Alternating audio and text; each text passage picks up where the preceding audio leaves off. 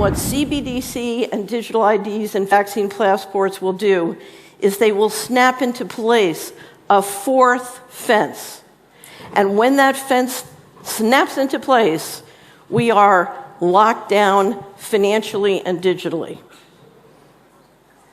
I call it digital concentration camps. This technology can turn our homes, our cars, and our communities literally into digital concentration camps. When I say that, people don't believe that the vision is this dark, but I want to show you 3 videos to give you a sense of what this feels like. The first video is Augustine Carson's, who is he's the general manager of the Bank of International Settlements in Basel, Switzerland. Who here knows who the BIS is? So this is the central bank of central banks. 63 central banks are members of the BIS from Basel, Switzerland.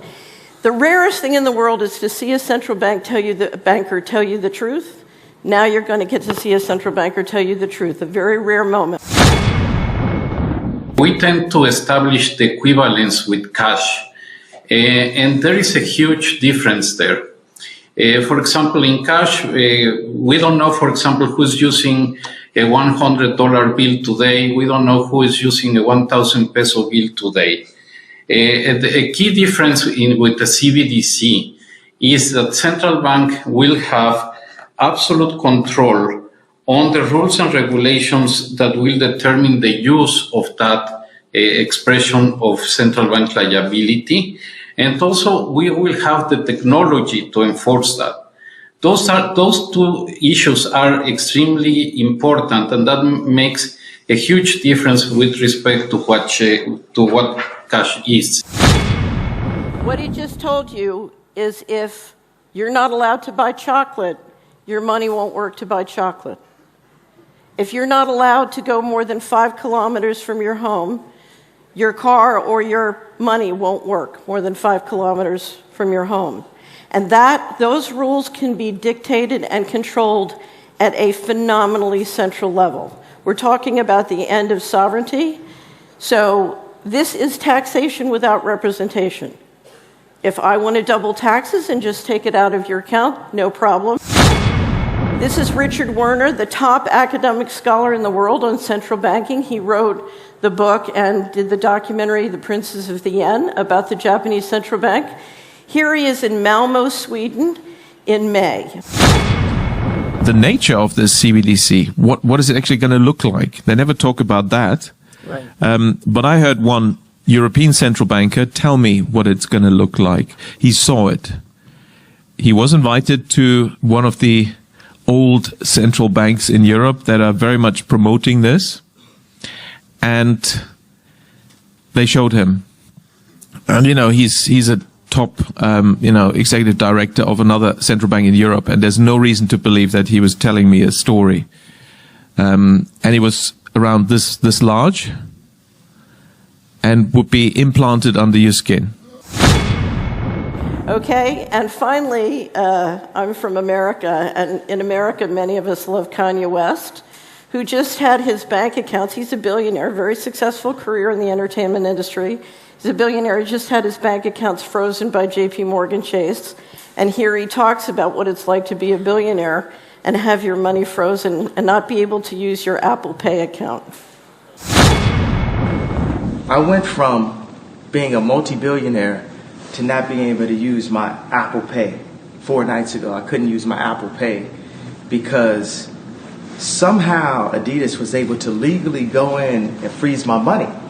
And when I see this, I think, well, if this could happen to me, this could happen to other Americans. And for what?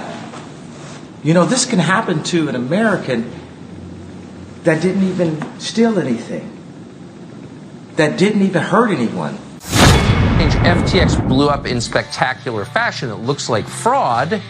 But in the wake of that, rather than thinking through, why did regulators let this happen, there's a new effort underway to regulate every single financial transaction that occurs in this country through something called the Central Bank Digital Currency, CBDC. If that happens, we're done. They can control you with a flick of a switch. So you should know what they're planning. So let's have a digital health certificate acknowledged by WHO. If you have been vaccinated or tested properly, then you can move around. So for the next pandemic, instead of stopping the movement of the people 100%, which clogged the economy globally, you can still provide some movement of the people. Indonesia has achieved, G20 country has agreed to have this digital certificate using WHO standard, and we will submit into the next World Health Assembly in Geneva as the revision to international health regulation. So hopefully for the next pandemic, we can still see some movement of the people, some movement of the goods, and movement of the economy. So you might have missed what happened Wednesday afternoon at the Fed, but they started their CBDC, Central Bank Digital Currency. By the way, India just rolled out its retail pilot program for digital rupees as well. Don't worry. I think maybe we should start having the conversation, because this is coming. Maybe we should start having the conversation of, gosh, this looks like the mark of the beast. I mean, doesn't it? But surely it's not. Surely it's not. Of course not. Not from the U.S. government. No. They never do anything underhanded or evil. Never. Especially when Democrats are in control. Amen. You have this balance of power between the people and the bankers. And now what is happening under the guise of COVID-19 is the bankers have decided they no longer want to share power with the electorate or the people's representatives. And whether through FASB 56 or levering the governments up so they're deeply in debt and dependent on the central banks have decided essentially to take over. And the ultimate sort of completion of this will be when they introduce digital currencies controlled and operated by the central bank. Why is that important? Because they won't be currencies, Del. They will be a financial control system. To implement that system, they need the vaccine passports. And the goal of the vaccine passports have nothing to do with health. They have to do with implementing a new digital financial transaction system, which is in essence complete control. So I call it a slavery system.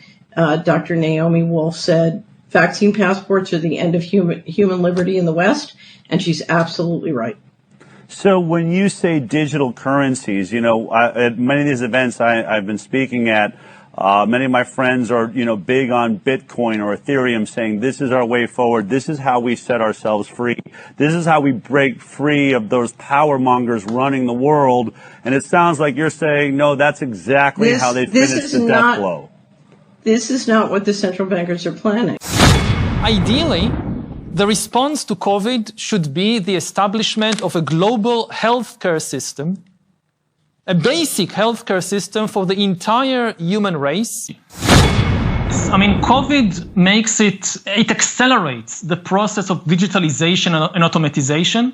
It legitimizes the deployment of mass surveillance even in democratic countries, and it makes surveillance go under your skin. Just imagine the situation when everybody goes around all the time with some biometric bracelet or other device that constantly monitors what's happening inside your body.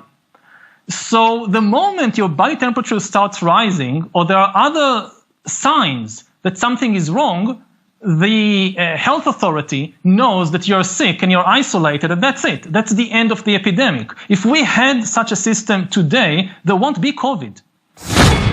The same system that can know if I just got COVID or I have the flu can also know if I'm angry or if I'm bored or if I'm happy. And many of the things that I visit a lot, both Europe and North America and China. And one of my main impressions is that many of the things I talk about and people in the West react with apprehension and fear. In China, the reaction to exactly the same topics is excitement. Wow, we can do that. Catherine Austin Fitz, I have a question for you, ma'am. These central bank digital currencies, how do they work? So it's a digital currency and an all-digital system that can be controlled centrally. So, for example, we saw during COVID-19, there were rules saying you couldn't travel more than a certain amount of miles from your house, right? So there's certain behaviors you couldn't do. This is a digital system where the central bankers, in very centralized ways, can make rules about what you can and cannot do with your money, and they can enforce the rules with total surveillance. If people were to read Executive Order 14067, what kind of things are they going to find within Biden's Executive Order 14067? So they're not going to understand what CBDCs are by reading the executive order. Okay. So I would recommend that everybody go to Solari.com, and there's a section on the homepage called Cash Every Day. And if you click on it, there are a series of videos that will explain to you in very short order. The first one is a 56-second video from Augustine Carstens, the general manager of the Bank of International Settlements in Basel, Switzerland, who will explain to you in 56 seconds exactly how CBDCs will work. We tend to establish the equivalence with cash, and there is a huge difference there. For example, in cash, we don't know, for example, who's using a $100 bill today. We don't know who is using a 1,000 peso bill today. A key difference with the CBDC is that central bank will have absolute control on the rules and regulations that will determine the use of that expression of central bank liability. And also, we will have the technology to enforce that. Those two issues are extremely important, and that makes a huge difference with respect to what cash is. How concerned are you about the collapse of the U.S. dollar, sir? I'm very concerned. And it's more than just the U.S. There's a thing called the BRICS nations. BRICS stands for Brazil, Russia, India, China, South Africa. And what happened in 2021, I believe, when we abandoned Afghanistan, on that day, Saudi Arabia shifted allegiances from America, trading in dollars, petrodollars. Saudi Arabia switched sides to China and Russia. It's the end of the dollar system. So the end is near for the U.S. dollar, and my concern is it's going to wipe out stocks, bonds, mutual funds, ETFs. Just for my generation, the boomer generation, we're in serious trouble because the only reason our stocks, bonds, mutual funds are up is because the Fed and the Treasury just kept printing more and more money. Instead of fixing the problem from 2008, they just kept printing more money. Mm-hmm. And it's about to come to an end. So that's why when I say to people, buy gold, silver, and Bitcoin. You want to stay in what I call real assets, tangible assets. That's my opinion. Most people say buy U.S. Treasuries. That's Harry Dent. I wouldn't trust anything printed by the U.S. government, but that's me. I don't like anything that can be printed.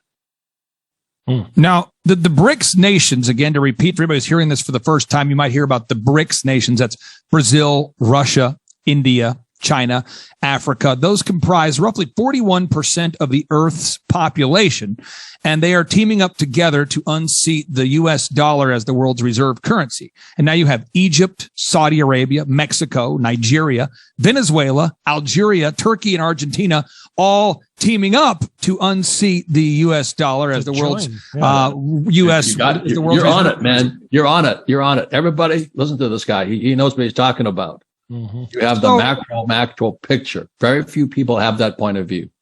And the Great Reset will be the collapse of the dollar. Inflation. When demand is greater than supply, either you get shortages or you get price increases. And actually what we had was a mixture of both. We are in an inflationary spiral. 66% of people polled expect inflation to get worse. The value of the dollar since I was born has declined by 94% to 6 cents. We are about to face one of the greatest periods of uncertainty in American history. Organize your finances, expand your knowledge, your insight as to what it is that you have, and then start making decisions. When people go to bh-pm.com, they can schedule a free consultation. You're talking about going from the intangible into the tangible. If you can't hold it in your hand, then it's not yours. You don't own it. You could physically hold actual gold and silver. It ships fully insured directly to your home. Inflation rates are going to continue to rise. Don't wait. Don't keep putting off decisions that you know you must